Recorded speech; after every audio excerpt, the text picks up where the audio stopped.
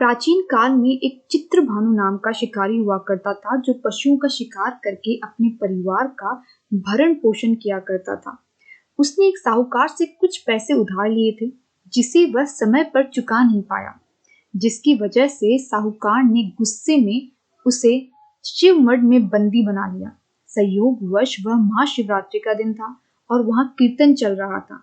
शिकारी ध्यान मग्न होकर कीर्तन तथा शिव संबंधित धार्मिक बातें सुन रहा था। चतुर्दशी को उसने महाशिवरात्रि व्रत की कथा भी सुनी। शाम के समय साहूकार ने शिकारी से उधार संबंधी बात की। तब शिकारी ने अगले दिन सारा पैसा चुकाने का वादा किया और बंधन मुक्त होकर वहां से चला गया। चित्रभानु वहां से सीधा जंगल में शिकार की खोज में चला गया। भटकते भटकते रात हो गई, लेकिन उसे शिकार नहीं मिला। वहां एक बेल का पेड़ था जिसके नीचे शिवलिंग था।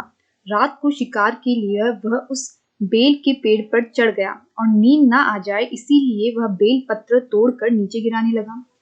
वह बार बार बेल पत्र तोड़ता और नीचे गिराता, जिससे बेल पत्र नीचे स्थित शिवलिंग पर जाकर गिरने लगे। इस प्रकार दिन भर भूखे प्यासे रहने से शिकारी का व्रत भी पूरा हो गया और शिवलिंग पर बेल पत्र भी चढ़ गए। रात्रि का एक पहर बीत जाने के पश्चात वहां एक गर्भवती हिरनी आई। उसका शिकार करने के लिए शिकारी ने जैसे ही अपने धनुष पर तीर चढ़ाया, वह हिरनी बोली, मैं गर्भवती हूँ, शीघ्र ही बच्चे को जन्म देने वाली हूँ। तुम एक साथ दो दो जीवों की हत्या करोगे तो अच्छा नहीं होगा। मैं अपने बच्चे को जन्म देकर शीघ्र ही तुम्हारे पास आ जाऊंगी।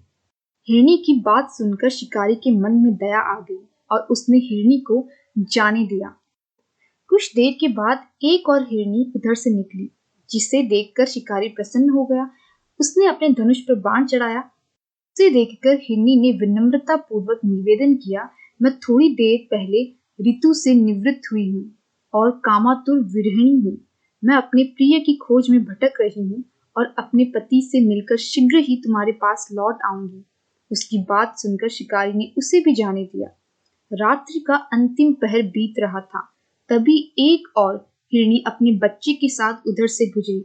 उसे देखकर शिकारी ने तुरंत ही अपना धनुष उठाया और बाण चलाने ही वाला था कि उस हिरनी ने बोला, यदि तुम मुझे मार दोगे तो मेरे बच्चे जंगल में भटक जाएंगे। मैं अपने बच्चों को उनके पिता के पास छोड़कर शीघ्र ही तुम्हारे पास आऊंगी।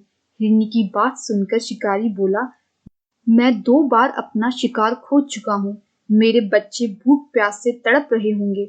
जवाब में हिरनी ने कहा कि जैसे तुम्हें अपने बच्चों की ममता सता रही है, ठीक वैसे ही मुझे भी अपने बच्चों की फिक्र है।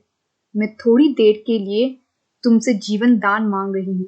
बच्चों को इनके पिता के पास छोड़कर मैं तुम्हारे पास आने की प्रतिज्ञा करती हूँ। हिरनी का दीन स्वर सुनकर शिकारी को दया आ गई और उसने उसे भी जाने दिया। शिकार के अभाव में बेल के पेड़ पर बैठा शिकारी बेल पत्र तोड़कर गिराता जा रहा था।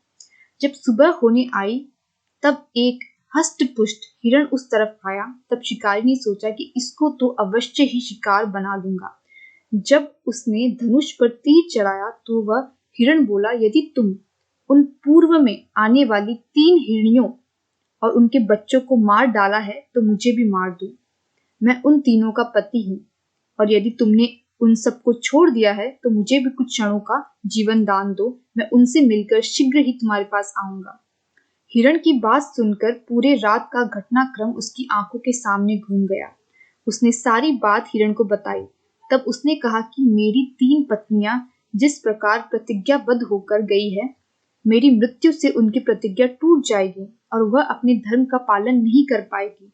जिस प्रकार तुमने उन्हें विश्वास पात्र मानकर छोड़ा है, वैसे ही मुझे भी कुछ क्षणों का जीवन दान दो। मैं उन सब के साथ तुम्हारे समक्ष उपस्थित हो जाऊंगा। उपवास, रात्रि जागरण और शिवलिंग पर बेल पत्र चढ़ाने से शिकारी का हृदय निर्मल हो गया।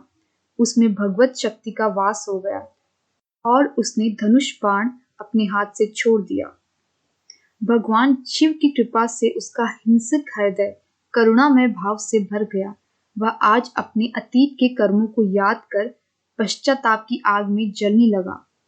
थोड़ी देर के बाद हिरण अपने परिवार के साथ शिकारी के सामने उपस्थित हुआ, किंतु जंगली पशुओं की ऐसी सत्यता, सात्विकता और प्रेम भावना देखकर शिकारी को बड़ी ही ग्लानि हुई।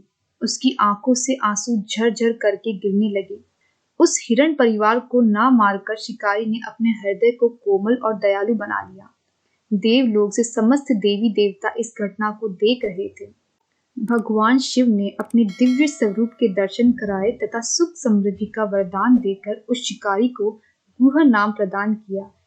ये वही गुह था जिसकी भगवान श्री राम से मित्रता हुई।